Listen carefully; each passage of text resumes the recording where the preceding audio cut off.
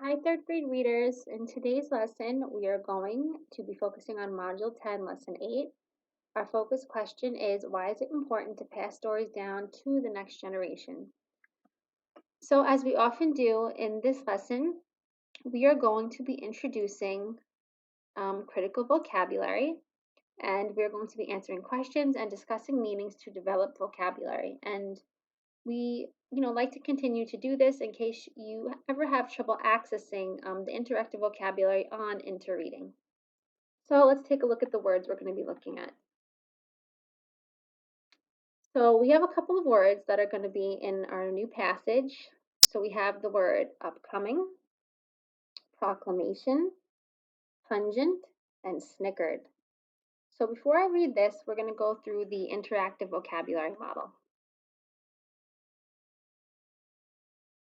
So the passage we're going to be looking at in Tell a Tale is Cinder Owl and the Stinky Footwear.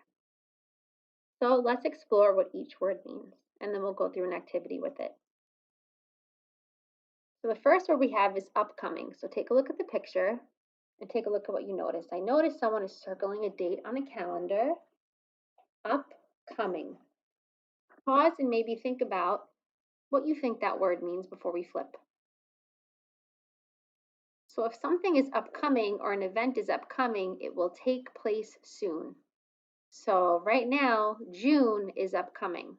We wouldn't say the beginning of the next school year is upcoming because that's still far away. But something that's taking place soon is upcoming. Then we have proclamation.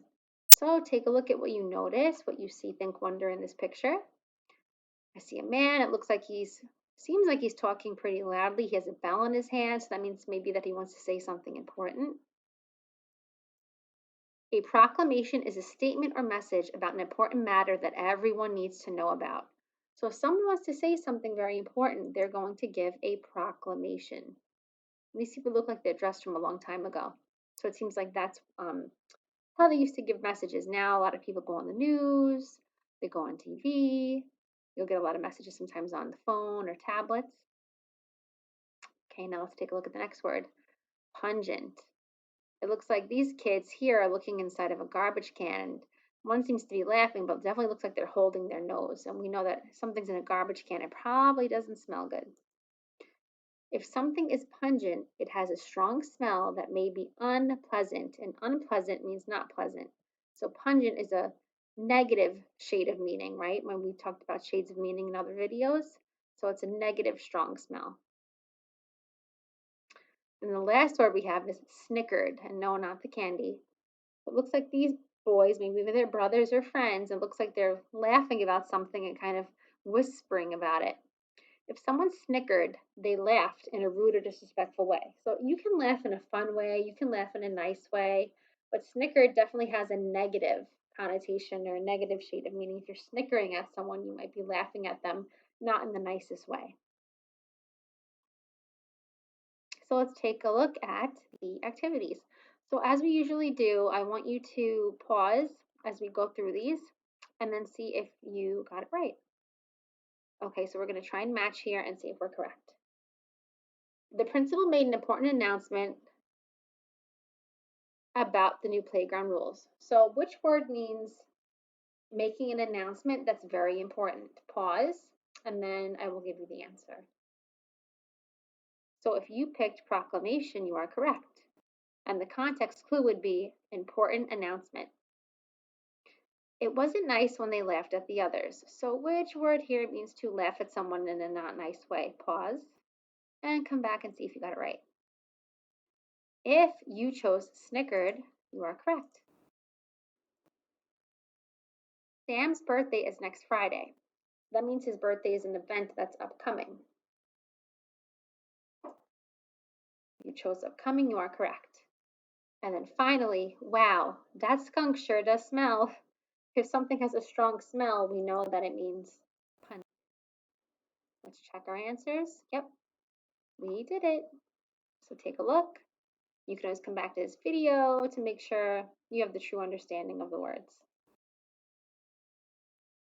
So what I want you Do on your own is, can you use each word in a sentence? Now, when you want to use each word in a sentence, you want to try and give your own context clues, okay, that help you understand the meaning of the word. So if you know upcoming means an event that is coming soon, we can say a sentence such as, June is in 6 days, so it is upcoming. Example, the old laundry had a, you could say the old dirty laundry had a pungent smell. The kids snickered at the new student who was trying to eat lunch with them, right? Because we know it's not such a nice thing, right? And the president made a proclamation